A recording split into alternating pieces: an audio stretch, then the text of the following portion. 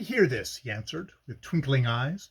From what you say, it appears to me that you have been guilty of literary sublimity. Oh, bad, very bad. Nothing can be worse. To write sublimely is a grievous sin, and one which critics never forgive. I'm really grieved for you, my friend. I never thought your case was quite so desperate. I laughed in spite of my depression. You're incorrigible, Lucio, I said, but your cheerfulness is very inspiring. All I wanted to explain to you is this, that my book expresses a certain tone of thought which, purporting to be mine, is not me. In short, I, in my present self, have no sympathy with it. I must have changed very much since I wrote it. Changed? Why, yes, I should think so, said Lucio, and Lucio laughed heartily. The possession of 5 millions is bound to change a man considerably for the better, or worse. But you seem to be worrying yourself most absurdly about nothing. Not one author in many centuries writes from his own heart, or as he truly feels. When he does, he becomes well nigh immortal. Immortal. This planet is too limited to hold more than one Homer, one Plato, one Shakespeare. Don't distress yourself. You are neither of these three. You belong to the age, Tempest. It is a decadent, ephemeral age, and most things connected with it are decadent and ephemeral. Any era that is dominated by the love of money only has a rotten core within it and must perish. All history tells us so, but no one accepts the lesson of history. Observe the signs of the time. Art is made subservient to the love of money. Literature, politics, and religion the same. You cannot escape from the general disease. The only thing to do is to make the best of it. No one can reform it, least of all you, who have so much of the lucre given to your share.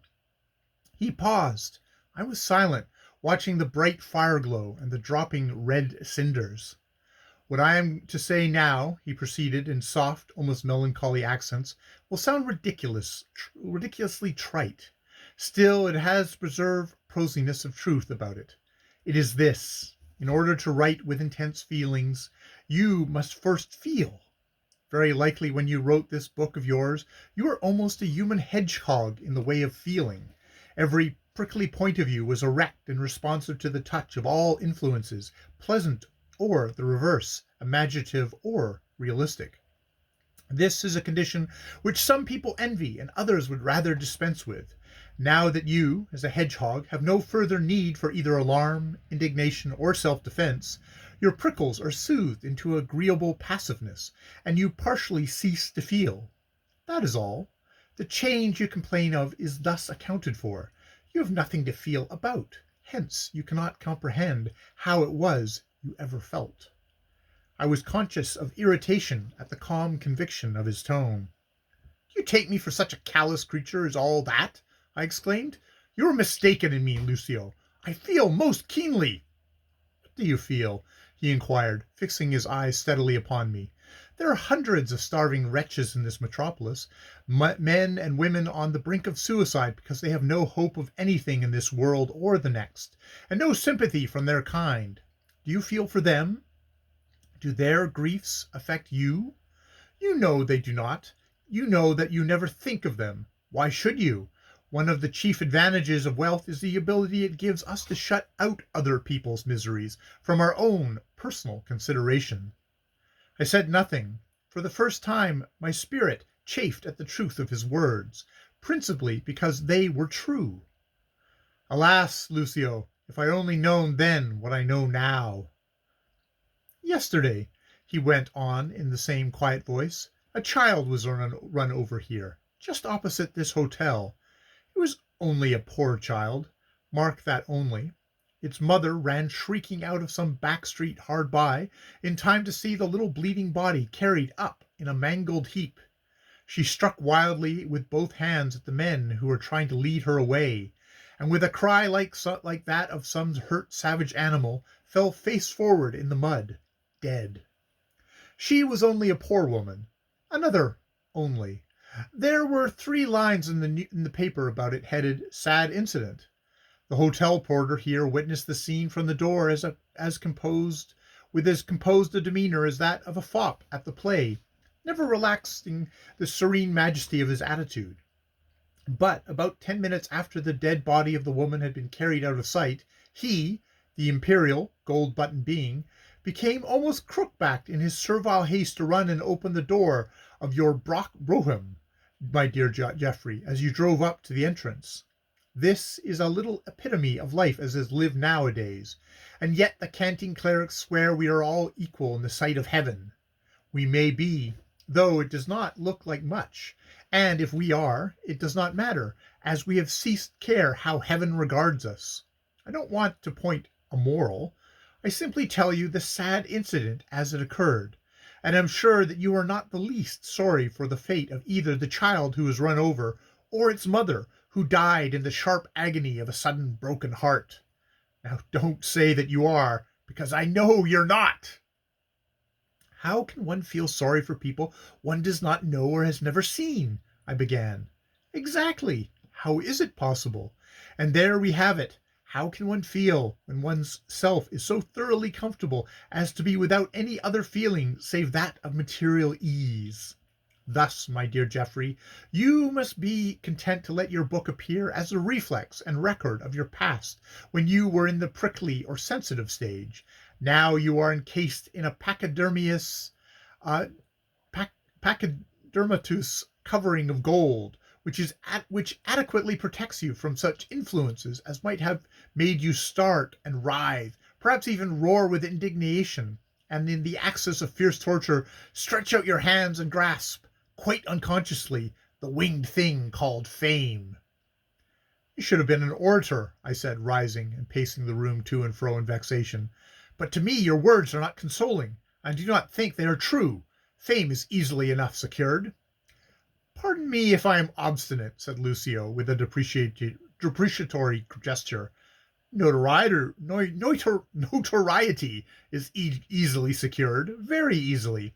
A few critics who have dined with you and had their fill of wine will give you notoriety, but fame is the voice of the whole civilized public of the world. The public? I echoed contemptuously. The public only care for trash. It is a pity you should appeal it to them. It is a pity you should appeal to it, then, he responded with a smile. If you think so little of the public, why give it anything of your brain? It is not worthy of so rare a boon. Come, come, Tempest, do not join in the snarl of unsuccessful authors who take refuge, when marked unsaleable, in pouring out abuse on the public.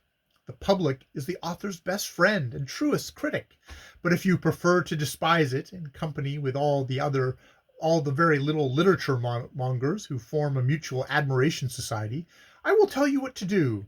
Print just 20 copies of your book, and present these to the leading reviewers, and when they have written you up, as they will do, I'll take care of that, let your publisher advertise to the effect that the first and second large editions of the new novel by Geoffrey Tempest are exhausted, 100,000 copies having been sold in a week. If that does not waken up the world in general, I shall be much surprised. I laughed. I was gradually getting into a better humor. It would be quite as fair a plan of action as is adopted by many modern publishers, I said. The loud hawking of literary wares nowadays reminds me of the rival shouting of costermongers in a low neighborhood. But I will not go quite so far. I'll win my fame legitimately, if I can. You can't, declared Lucio with a serene smile. It's impossible. You are too rich.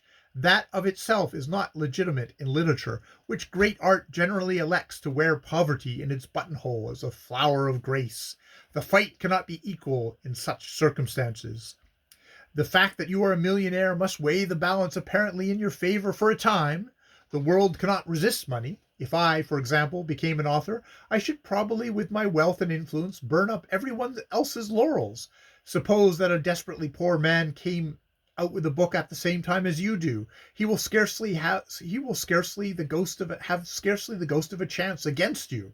He will not be able to advertise in your lavish style, nor will he be able to see his way to dine the critics as you can. And if he should happen to have more genius than you, and you succeed, your success will not be legitimate. But, after all, that does not matter much in art. If in nothing else, things always right themselves.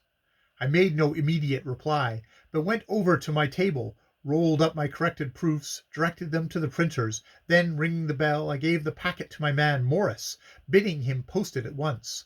This done, I turned again towards Lucio, and saw that he still sat by the fire, but that his attitude was now one of brooding melancholy, and that he had covered his eyes with one hand, on which the glow from the flames shone red. I regretted the momentary irritation I had felt against him for telling me unwelcome truths, and I touched him lightly on the shoulder. "Are you in the dumps now, Lucio?" I said. "I'm afraid my depression has proved infectious." He moved his hand and looked up. His eyes were large and lustrous as the eyes of a beautiful woman. "I was thinking," he said, with a slight sigh, "of the last words I uttered just now. Things always right themselves. Curiously enough, in art they always do. No charlatanism or sham lasts with the gods of Parnassus, but in other matters it is different. For instance, I shall never write myself. Life is hateful to me at times, as it is to everybody." "Perhaps you are in love?" I said with a smile. He started up. "In love? By all the heavens and all the earth too, that suggestion wakes me with a vengeance. In love? What woman alive do you think could impress me with the notion that she was anything more than a frivolous doll of pink and white with long hair frequently not her own? And as for the tomboy tennis players and giantesses of the era, I do not consider them women at all. They are merely the unnatural and strutting embryos of a new sex, which will be neither male nor female. My dear Tempest, I hate women. So would you if you knew as much about them as I do. They have made me what I am, and they keep me so." "They are much to be complimented, then," I observed. "You do them credit." "I do," he answered slowly, "in more ways than one." A faint smile was on his face, and his eyes brightened with that curious gem-like gleam I had noticed several times before.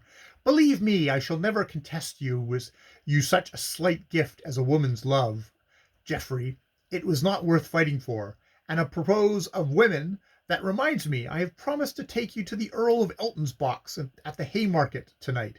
He is a poor peer, very gouty and somewhat heavily flavoured with port wine, but his daughter, Lady Sybil, is one of the belles of England. She was present last season, and created quite a furore. Will you come?" "I'm quite at your disposition," I said, glad of any excuse to escape the dullness of my own company, and to be in that of Lucio, whose talk, even if its satire galled me occasionally, always fascinated my mind and remained in my memory. "What time shall we meet?" "Go and dress now, and join me at dinner," he answered, "and we'll drive together to the theatre afterwards. The play is on the usual theme, which has lately become popular with stage managers, the glorification of a fallen lady, and the exhibition of her as an example of something superlative, pure, and good, to the astonished eyes of the innocent. As a play it is not worth seeing, but perhaps Lady Sybil is." He smiled again as he stood facing me. The light flames of the fire had died down to a dull uniform coppery red. We were almost in darkness, and I pressed the small button near the mantelpiece that flooded the room with electric light. His extraordinary beauty then struck me afresh as something altogether singular and half unearthly.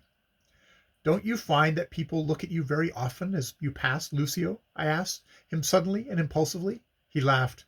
"Not at all. Why should they? Every man is so intent on his own aims and thinks so much of his own personality that he would scarcely forget his ego if the very devil himself were behind him. Women look at me sometimes, with the affected, coy, and kitten-like interest they usually exhibit by the frail sex for the personable man. "I cannot blame them," I answered, my gaze still resting on his stately figure and fine head, with as much admiration as I might have felt for a noble picture or statue. "What of this Lady Sybil we are to meet tonight? How does she regard you?" "Lady Sybil has never seen me," he replied, "and I have only seen her at a distance. It is chiefly for the purpose of an introduction to her that the Earl has asked us to his box this evening." "Hey, hey! Matrimony in view!" I exclaimed, jestingly. "Yes, I believe Lady Sybil is for sale," he answered, with a callous coldness that occasionally distinguished him and made his handsome features look like an impenetrable mask of scorn. "But up to the present the bids have not been sufficiently high, and I shall not purchase. I have told you already, Tempest, I hate women." Seriously? Most seriously. Women have always done me harm. They have wantonly hindered me in my progress, and why I especially abominate them is that they have been gifted with an enormous power for doing good, and that they let this power run to waste and will not use it. Their deliberate enjoyment and choice of the repulsive, vulgar, and commonplace side of life disgusts me. They are much less sensitive than men, and infinitely more heartless. They are the mothers of the human race, and the fault of the race are chiefly due to them. That is another reason for my hatred. Do you want the human race to be perfect? I asked, astonished. Because, if you do, you will find that impossible. He stood for a moment, apparently lost in thought. Everything in the universe is perfect, he said, except that curious piece of work, man. Have you never thought out any reason why he should be the one flaw, the one incomplete creation in a matchless creation? No, I have not, I replied. I take things as I find them. So do I. And he turned away, and as I find them, so they find me. Au revoir. Dinner's in an hour's time, remember. The door opened and closed. He was gone. I remained alone for a little, thinking what a strange disposition was his. What a curious mixture of philosophy, worldliness, sentiment, and satire seemed to run like the veins of a leaf through the variable temperament of this brilliant, semi-mysterious personage, who had by mere chance become my greatest friend. We had now been more or less together for nearly a month, and I was no closer to the secret of his actual nature than I had been at first. Yet I admired him more than ever. Without his society, I felt life would be deprived of half its charm. For though attracted as human moths will be by the glare of my glittering millions, numbers of so-called friends now surrounded me.